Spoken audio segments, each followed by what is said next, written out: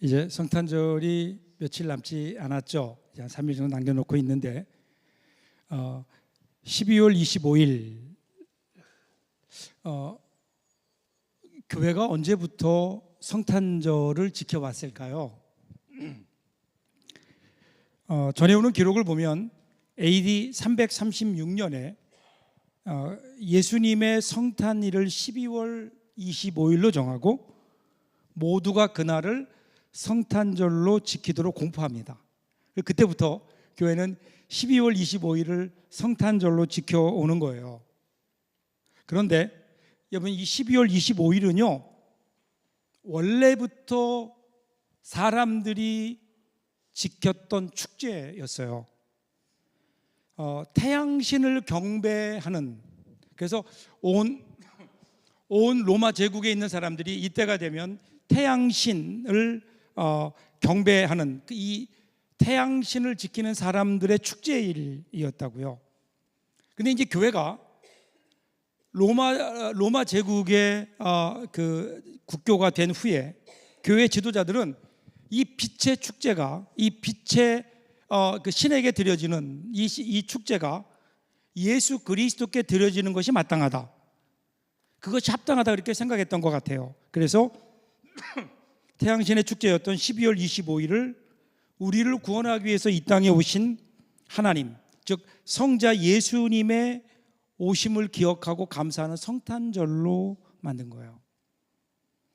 그 전까지는 모든 사람들이 이날에 다른 신들, 이방 신들을 그들이 숭배하면서 지켰던 축제였는데, 그런데 이제는 그것을 예수님께로 방향을 바꾼 거예요. 예수님께만, 그들의 온 로마 제국의 사람들의 마음이 예수님께 집중될 수 있도록 그렇게 만들었던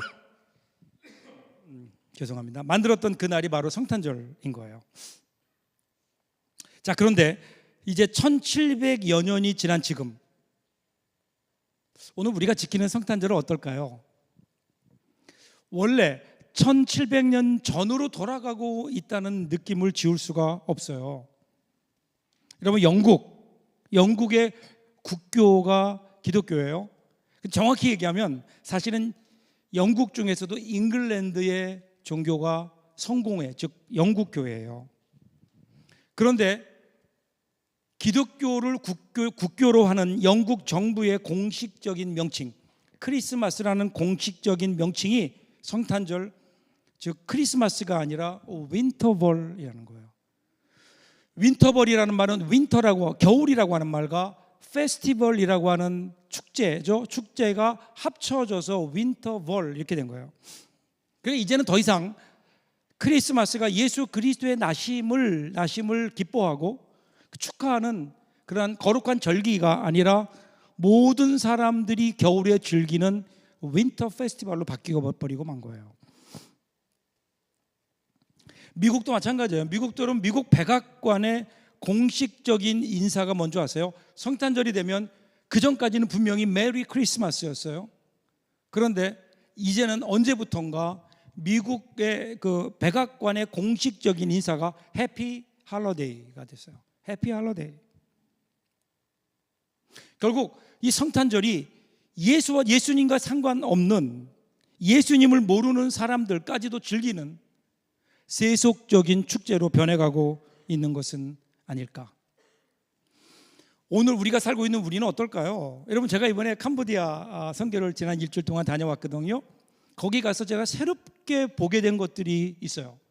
이제는 캄보디아도 성탄절을 즐겨요. 성탄절을 셀레브레이팅해요. 그래서 여러분, 제가 어느 상점에 뭘 좀 사러 들어갔더니 거기에 보니까 그들이 가지고 있는 고유의 신앙이 있죠. 거기가 불교 국가거든요. 불교의 불상이 이렇게 있는데 바로 그 옆에 크리스마스 추리가 놓여져 있어요. 나란히 서 있는 그 모습을 우리들이 지나가면서 흔치 않게 보거든요. 그 모습을 보면서 제가 그런 생각했어요. 물론 이것들을 통해서 어떻게든 복음이 좀 전해졌으면 좋겠다, 이것이 복음이 전해지는 통로가 되었으면 좋겠다라고 하는 간절한 선교적인 열망도 있어요. 그런데 또 하나는 이러다가 그냥 이대로 예수와 상관없는 또 다른 그들의 축제로 그대로 굳어져 가는 것은 아닌가 하는 걱정도 저에게 동시에 있었습니다. 오늘 우리가 지금 살고 있는 이곳은 어떨까요? 우리에게 성탄절은 어떤 의미일까요? 한국인들에게 성탄절은 과연 어떤 절기일까요? 아니, 예수 믿는 우리들에게, 저와 여러분들에게 성탄절은 어떤 의미가 있습니까?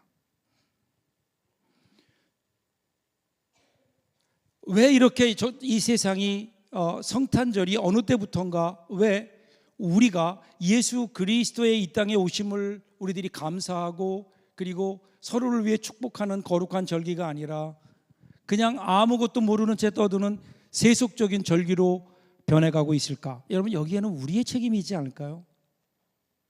저와 여러분의 책임. 성탄절을 성탄절답게 지켜야 되는 우리들이 그것을 지키지 못하기 때문에 성탄절의 고유한 메시지를 우리가 잊어버리고 있는 것은 아닐까. 그런 면에서 오늘 말씀을 보면서 저와 여러분이 주님께서 우리에게 주시는 성탄절의 메시지를 들을 수 있기를 바랍니다. 그래서 성탄절을 성탄절답게 만들어가는.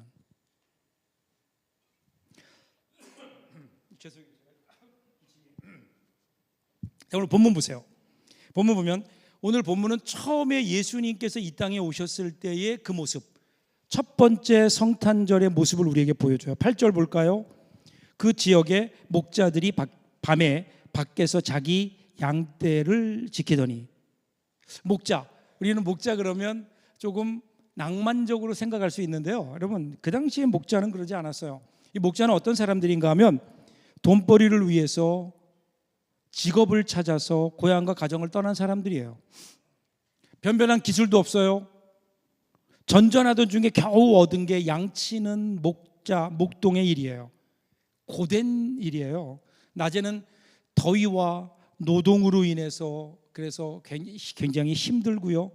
밤에도 제대로 잠을 잘 수 없는 것은 언제 어떻게 공격해 올지 모르는 야생 동물들로부터 자기의 양떼를 지켜야 하기에 밤에도 제대로 잠을 자지 못하는, 그러면서 한 곳에 머무는 것도 아니고 양들이 먹을 풀을 찾아서 여기저기 떠돌아 다녀야만 되는 떠돌이 생활.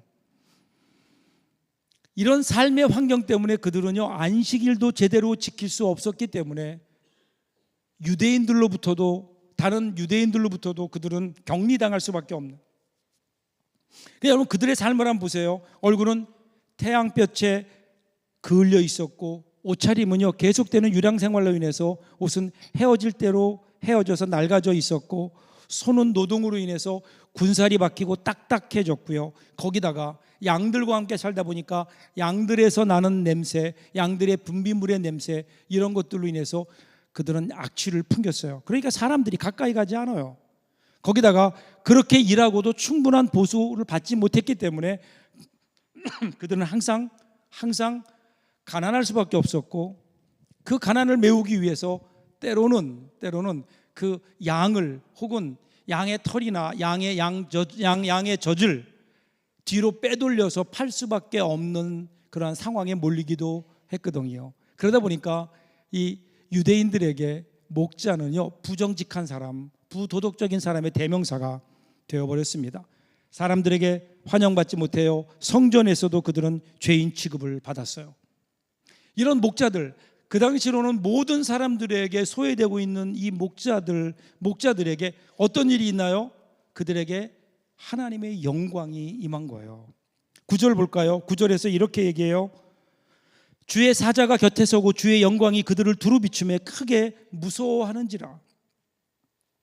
자, 여러분, 주의 영광이 임했대요. 여러분, 주의 영광이 임했다라고 하는 이 표현은 구약 성경에 여러 번 등장하는데, 그 중에 대표적인 경우가 모세가 하나님의 뜻에 따라서 성막을 제작했을 때, 성막을 만들고 완성했을 때, 그때 하나님의 영광이 임했다, 그렇게 성경이 기록해요.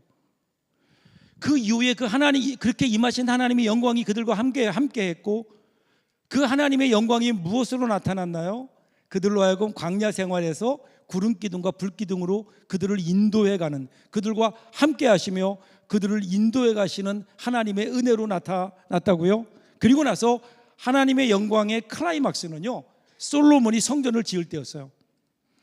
하나님의 영광이 크게 임했는데, 하나님의 영광이 임하자 하나님을 섬기던 제사장들조차도 그 앞에 고개를 들 수가 없었다, 그렇게 기록해요. 그렇게 성전에 하나님의 영광이 임했는데, 그런데 그 이후로 이스라엘 사람들이 하나님의 뜻에 따라 하나님을 섬기지 않고 자기의 욕심을 따라 우상을 섬기면서 동시에 하나님을 섬기는 이러한 이중적인 신앙생활, 그 신앙생활에 그들이 빠져버리게 되죠. 그러니까 하나님께서 선지자들을 통해서 그들의 죄를 지적하세요. 그럼에도 수없이 지적하셨지만 그들은 끝내 하나님께 돌아오지 않았어요. 그래서 어떻게 되나요? 그들에게 임했던 하나님의 영광이 떠나요. 더 이상 하나님의 영광이 함께 하지 않았어요. 무려 400여 년 동안을. 그런데 바로 그 400년의 공백을 깨고 지금 하나님의 영광이 임했어요. 그게 어디예요? 목자들에게 임한 거예요. 목자들에게. 당연히 그들은 두려워할 수밖에 없었죠. 여러분, 하나님의 영광이 우리에게 임한다, 이게 얼마나 두려운 일이에요. 두려워 떠는 그들에게 천사가 이렇게 얘기해요. 10절 보세요. 천사가 이르되 두려워하지 말라. 보라, 내가 온 백성에게 미칠 큰 기쁨의 좋은 소식을 너희에게 전하노라. 온 이유가 뭐냐면 심판하기 위함이 아니에요. 좋은 소식을 전하기 위함이에요. 여러분, 여기서 말하는 좋은 소식은요, 두 가지 의미가 있어요. 하나는 전쟁에서 이겼을 때 전해지는 승전보, 이게 좋은 소식이에요. 얼마나 좋은 소식이겠어요? 우리나라가 이겼다고요. 그러면 어떻게 돼요? 우리 구원을 얘기하는 거라고요. 적으로부터 우리를 구원해 주는 소식, 복된 소식이죠. 또 하나는 왕의 후계자, 즉 왕자가 태어났을 때 그때 사람들이 그 소식을 전할 때 그것을 좋은 소식이다, 그렇게 이야기했어요. 좋은 소식이에요. 구원의 소식이에요. 그 소식이 400년 동안의 침묵을 깨고 지금 들판에서 양을 치고 있었던 보잘것없는 소외되었던 그들에게 전해지고 있는 거예요. 그 내용이 뭘까요? 11절 보세요. 오늘 다윗의 동네에 너희를 위하여 구주가 나셨으니 곧 그리스도 주시니라. 그 기쁜 소식의 내용은 뭐냐면요, 메시아가 오셨다라는 거예요. 그리스도가 너희 가운데 태어났다라는 거예요. 그 당시에 경건한 사람들은 그리스도를 기다리고 있었어요. 이 그리스도라는 말은 기름 부음 받은 자다라는 뜻이에요. 하나님께서 기름을 부으신 그 사람, 이것을 히브리어로 아람어로 보면 메시아라고 얘기하죠. 메시아가 오면 이 땅에 새로운 세대가 열린다는 거예요. 메시아 왕국이 열릴 것이다. 악과 불행으로 가득 찬 이 세상이 깨끗하게 말끔히 쓸어내고 공의와 사랑으로 가득 찬 새로운 세계를 하나님께서 열어가시는데 그 중심에 바로 메시아가 있는 거예요. 메시아가 오시면 그런 일들이 우리에게 있을 것이다. 그래서 그들은 그 메시아를 기다려왔거든요. 근데 그 메시아가 지금 오셨다는 거예요. 오셨다. 그런데 어떻게 오셨는가? 12절 보세요. 너희가 가서 강보에 쌓여 구유에 누워 있는 아기를 보리니 이것이 너희에게 표적이니라 하더니. 그런데 그 모습이 좀 이상해요. 여러분, 우리가 이렇게 메시아가 왔다 그럼 뭔가 좀 근사해 보여야 되지 않을까요? 뭔가 좀 있어 보여야 되지 않을까요? 그런데 지금 어때요? 표적이 뭐라고요? 구유의 강보에 쌓여 누워있는 아기라는 거예요. 우리가 그 내용을 알죠? 예수님이 태어나실 때 아기를 해산할 장소가 없어서 결국 마국간으로 가게 되고, 마국간에서 아이를 낳게 되고, 그 아이를 말이 동물들이 먹는 여물통 그 위에 아이를 그냥 강보에 싸서 그 위에 놓을 수밖에 없었던 바로 그날 밤 그 사건. 그러면서 뭐라고 얘기하는 거면요, 이것이 너희에게 표적이니라, 그렇게 얘기해요. 이것이 성탄의 표적이라는 거예요. 너희들이 가면 마국간에 구유 위에 누워있는 한 아기를 볼 텐데 그 아이가 너희에게 표적이다. 이것이 성탄의 메시지라는 거예요. 이게 도대체 무슨 의미일까요? 왜 이것이 우리에게 표적이 될까요? 그것을 이어지는 13절 14절에서 이렇게 설명해요.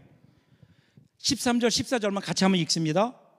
호련히 수많은 천군이 그 천사와 함께 하나님을 찬송하여 이르되 지극히 높은 곳에서는 하나님께 영광이요 땅에서는 하나님이 기뻐하신 사람들 중에 평화로다. 왜 그런가? 그 의미가 뭔가? 강보에 쌓여서 구유에 누워있는 마구간에 태어난 그 아기의 의미가 뭔가? 두 가지를 얘기해요. 영광과 평화. 하나님께는 영광, 땅에는 평화. 영광. 여러분, 영광이라는 말이 뭘까요? 여러분, 영광 그러면 우리는 뭘 생각하죠? 보통 우리가요, 회사에서 진급하면 영광 그렇게 얘기해요. 국회의원쯤 되면 광영이고요, 대통령이 되면 그야말로 무한 영광이라고 얘기하죠. 뭐 요즘은 안 그래. 요즘 대통령은 뭐 좀 안 그런 것 같기도 하지만 어쨌든 이 세상에서 영광은 뭐냐면 높아지는 거예요. 성공하는 거예요. 더 많은 것을 갖는 거예요. 그럴 때 우리는 그것을 영광 그렇게 얘기해요. 이 영광을 얻기 위해서 우리는 부단히 애쓰죠. 그리고 내가 갖지 못하면 다른 사람의 것이라도 빼앗으려고 해요. 그래서 그 영광을 내가 탈취하려고 합니다. 이런 의미의 영광이라고요.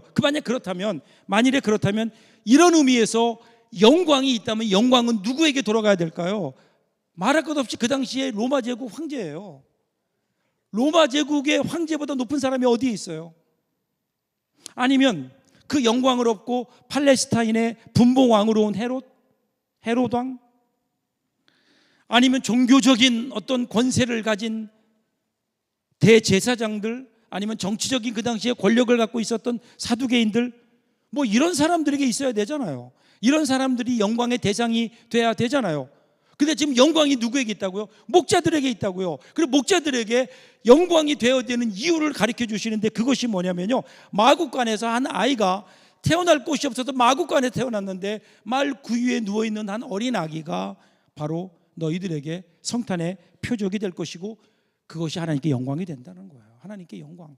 왜 그럴까요? 왜 마구간에 태어난 그 어린 아기, 어린 예수님, 그분이 왜 하나님께 영광이 될까요? 성탄절에 그러게 첫 번째 우리들이 기억해야 될 것은요, 낮아짐이에요. 낮아짐. 예수님이 원래 어떤 분이시죠? 예수님은 하나님과 동등된 분이었는데 하나님과 동등된 그 모든 것들을 포기하고 스스로 낮추셔서 인간의 몸을 입고 이 땅에 오셨어요. 하나님 같은 본체를 지니신 그분이 하나님의 영광과 능력, 존귀와 위엄을 비우시고 이 땅에 오셨어요. 죽기까지 하나님의 뜻에 순종하셨어요. 이제 십자가에 죽으시고 십자가에서 죽으시기까지 자신을 비우시고 하나님의 뜻을 따르셨어요. 그랬더니 하나님께서 그를 높이셨다. 모든 이름 위에 가장 크게 하셨다. 이것이 하나님께 나중에 영광이 된다는 거예요. 이것이 영광이에요. 그러니까 낮추는 것이 영광인 거예요. 우리가 살고 있는 이 세상에서는 높아지는 것이 영광이라고 생각하지만 지금 오늘 성경은 우리에게 우리의 욕심을 내려놓고 낮은 곳으로 내려가는 그것, 우리를 비우고 낮은 곳으로 내려가는 그 낮은 자리로 내려가는 그 자리, 그곳이 바로 성탄의 자리라는 거예요. 그러니까 오늘 우리가 성탄을 성탄되게 하는 것은 오늘 내가 얼마나 낮은 자리에 있는가. 이 세상의 가장 낮은 자리였던 마국간, 오늘 우리의 마음은 어디에 있을까? 두 번째로요, 천군 천사들이 성탄을 얘기하면서 평화를 얘기해요. 영광, 그 다음 평화. 여기서 평화란 뭘까요? 여러분, 예수님 시대 로마의 역사를 보면 예수님이 태어났던 그 시대를 그 로마인들에게는 로마의 평화 시대다 그렇게 얘기해요. 이것을 라틴어로 팍스 로마나 그렇게 얘기해요. 그 당시 한 200년 동안은요 거의 전쟁이 없었어요. 왜 전쟁이 없었을까요? 전쟁을 할 수가 없었어요. 다른 나라들이. 로마가 워낙 강력한 군력을 가지고 군사력을 가지고 주위에 있는 모든 나라들을 다 짓밟았어요. 감히 누구 하나 로마 제국을 향해 반기 들지 못하도록 강력한 무기의 힘으로 그들을 눌렀거든요. 그러니까 로마의 황제는 전쟁과 폭력으로 억누르고 제압하고 파괴함으로 로마 제국의 평화를 이루었어요. 그런데 그거는요 그냥 로마의 평화일 뿐이에요. 여러분 생각해 보세요. 로마가 평화를 누리고 있는 그동안 주위에 있는 다른 나라들, 다른 민족들은 어땠을까요? 신음하며 숨죽이고 있었어요. 그것은 그냥 단순히 로마의 평화일 뿐이에요. 많은 사람들이 평화를 그렇게 생각해요. 내가 더 큰 힘을 가져서 주위에 있는 사람들을 누름으로 이루어내는 평화. 여러분 그것이 정말 평화일까요? 그러한 때에 예수님이 오셨고, 예수님은요 소위 로마의 평화가 아니라 예수님의 평화를 전하시는 거예요. 예수님이 우리에게 가르쳐주신 평화의 모습, 성탄절에 우리들이 기억해야 될 두 번째인 거예요. 진정한 평화가 뭐라고요? 12절을 다시 한번 보세요. 너희가 가서 강보에 쌓여 구유에 누워있는 아기를 보리니 이것이 너희에게 표적이니라 하더니, 그가 태어난 메시아가 누구인지를 알아볼 수 있는 두 가지 징표가 뭐냐면요, 강보와 구유예요. 강보와 구유. 온 백성에게 평화와 구원을 가져오는, 이 땅의 정의를 이룰, 이 땅의 진정한 하나님의 영광과 이 땅의 평화를 가져올 그 표적이 뭐냐면 강보에 쌓여서 구유에 누워있는 아기래요. 여러분 어떤 모습일까요? 그 아기를 보면 연약한 모습 아닐까요? 연약한 모습. 우리는 강한 사람 앞에 있으면 위축되죠. 나보다 힘이 세거나 강한 사람 앞에서 우리는 위축될 수밖에 없어요. 나와 힘이 비슷한 사람들하고 같이 있으면요, 그러면 긴장하게 돼요. 그죠? 그런데 나보다 연약한 자 앞에 있으면 우리는 평화로워요. 평화로워요. 약한 자 앞에서 우리는요 모든 무장을 해제하기 때문에 그래요. 여러분 우리가요 한번 생각해 보세요. 아기들, 어린 아기들을 보면 행복해요. 그렇지 않나요? 어린 아이를 보면 그러면 우리들 얼굴에 웃음이 떠올라요. 그렇지 않은 분들은 잘 자신을 돌아봐야 돼요. 왜 그럴까? 왜 아이를 보면 행복할까요? 아이를 보면 내가 쟤를 돕지 않으면 안 될 것 같은 사랑과 보호 본능이 우리 가운데 나오는 거예요. 그 우리 속에 숨어 있었던 사랑과 보호 본능을 이끌어내는 힘이 아이에게 있는 거예요. 하나님이 그 아이에게 주신 거라고요. 그러니까 아이를 보면 우리는 무장해제하게 돼요. 여러분 어린 아기를 보면서 내가 쟤하고 경쟁해서 이겨야 되겠다고 생각하는 사람은 없잖아요. 그냥 그 아이를 어떻게든 돕고 싶은 거예요. 내가 보호해주고 싶은 거예요. 이뻐해주고 싶은 거예요. 이것이 우리를 행복하게 하고 우리 마음에 진정한 평화를 이루는 것 아닐까요? 아이를 보고 내가 쟤하고 싸워서 이겨야 되겠다, 이거 정신 나간 사람이에요. 그죠? 오늘 지금 우리 예수님이 그런 모습으로 오셨다는 거예요. 여러분 보통 우리가 원하는 하나님이 어떤 하나님이에요? 우리가 원하는 하나님은요 강한 하나님을 원해요. 우리의 모자란 부분을 채워줄 수 있는 그런 하나님, 우리의 기도에 응답해 주시고 우리의 물질적인 필요를 채워주시고 우리의 욕심에 부응해 줄 줄 아는 하나님. 물론 우리 하나님 그런 하나님이에요. 우리의 필요를 채워주시고 또 우리를 보호해 주시는 하나님의 틀림이 없어요. 그런데 여러분 그거 아세요? 하나님은 우리를 그럼에도 불구하고 우리가 원하는 모든 것을 들어주시지 않는 이유는 하나님이 우리가 필요한 모든 것, 우리가 원하는 모든 것을 우리에게 다 하나님이 응답해 주셔도 결코 우리가 만족하거나 행복하지 못할 것이라는 것을 알고 계시기 때문에 그래요. 여러분 자신의 모습을 가만히 보세요. 내가 원하는 게 있어요. 그것을 이루었어요. 그러면 만족할까요? 행복할까요? 아니에요. 그것을 이루는 순간 우리의 욕심은 더 커져 있어요.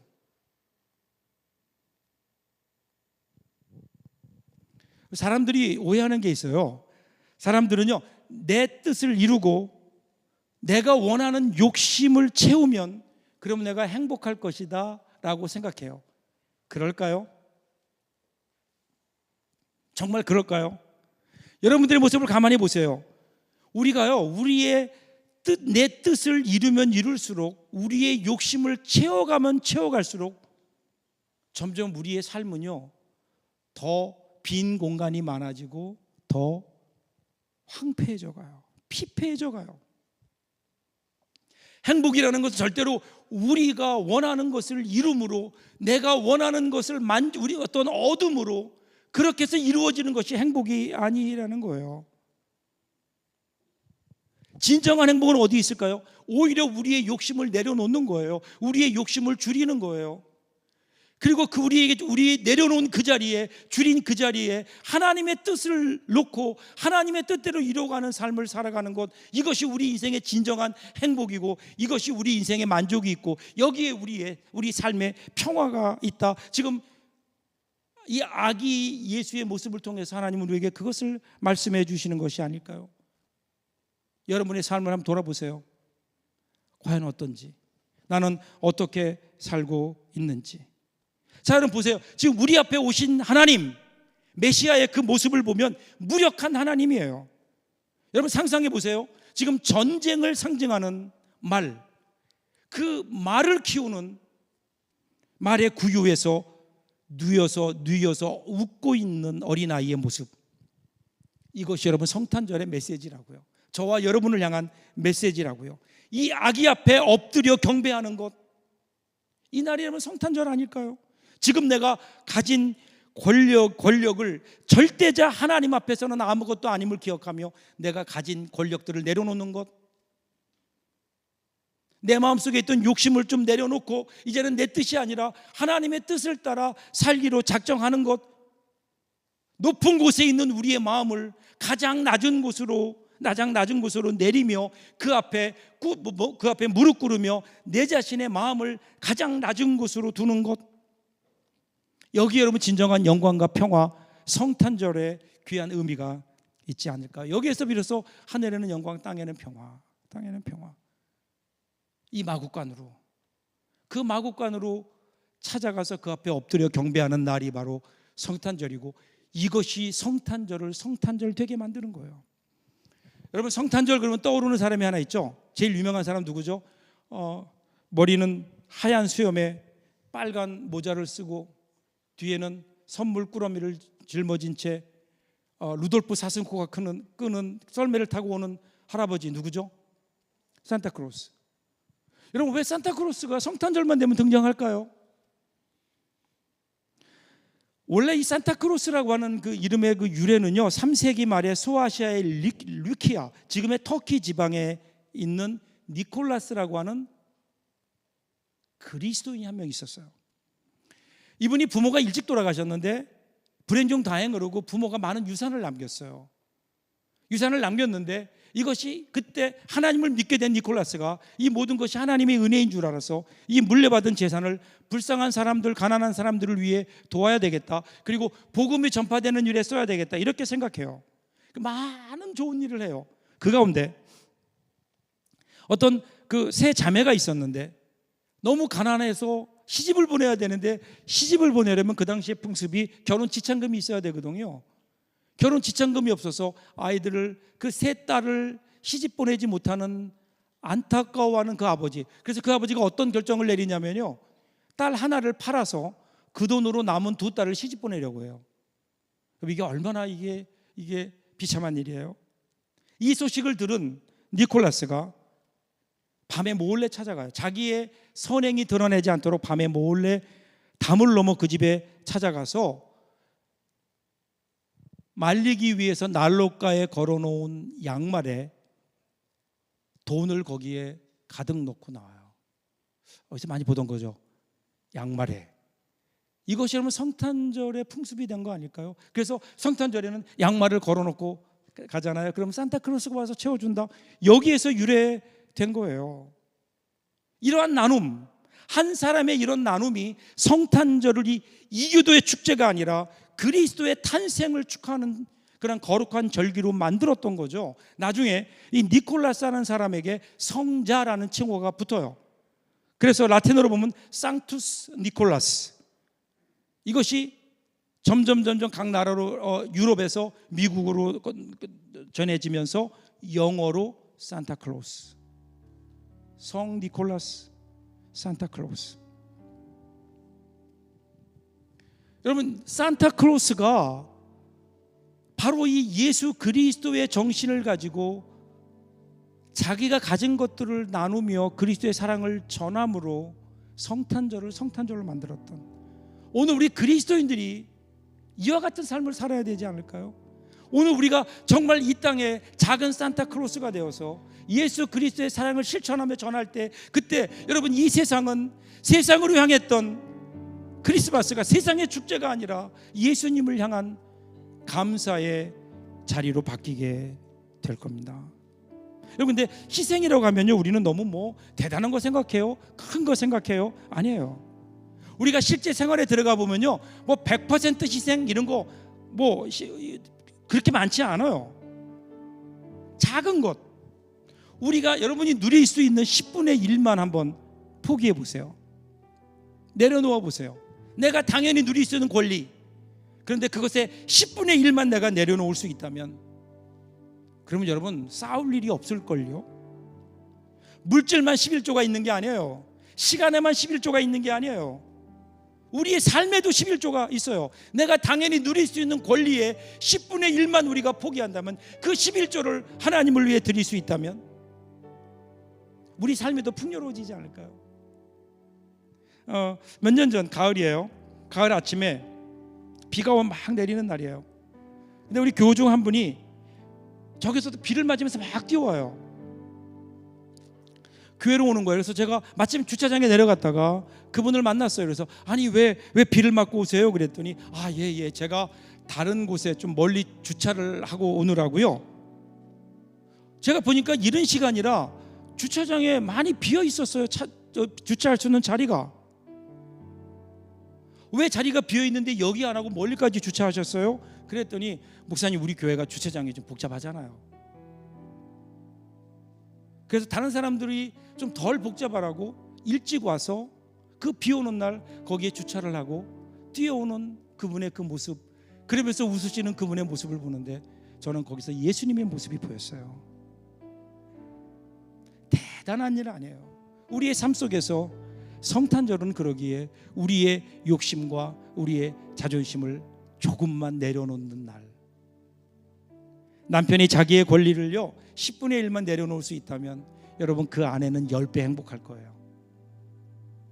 그것은 남편들도 마찬가지 아닐까요? 아내가 내려놓는 만큼, 아니 그 이상으로 남편은 행복한 거예요. 그러면 그 가정이 행복하지 않을까요?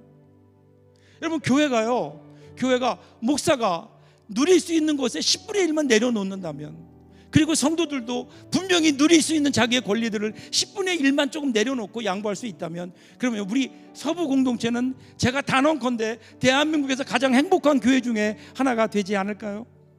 우리 나라 민족도 마찬가지예요. 나라의 위정자들이 10분의 1만 좀 내려놓을 수 있다면, 우리 국민들이 나의 권리만 주장하지 말고 내가 주장할 수 있는 권리의 10분의 1만 좀 내려놓을 수 있다면, 여러분 대한민국이 지금보다는 좀 더 행복해지지 않을까요?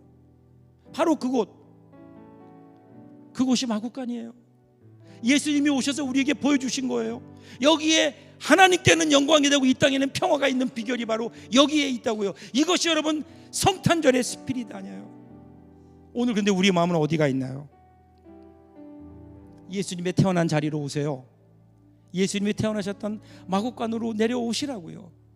그곳에서 한번 우리의 욕심도 우리의 자존심도 내려놓고 그분 앞에 엎드릴 수 있다면, 내가 있는 그곳이 예수님이 태어나신 작은 마국간이 되고, 그곳이 이 땅에 작은 천국이 이루어지게 되고, 이 세상에서 가장 행복한 곳으로 변하게 되지 않을까요?